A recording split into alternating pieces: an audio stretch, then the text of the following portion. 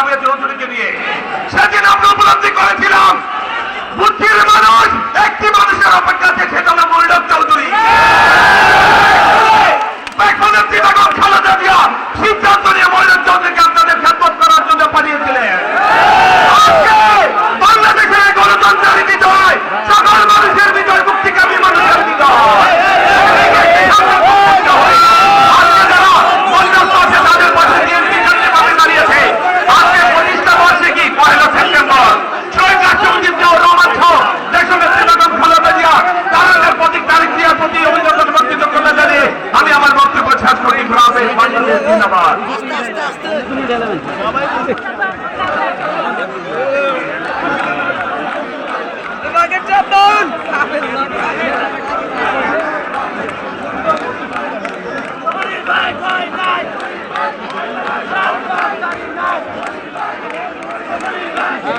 Bye.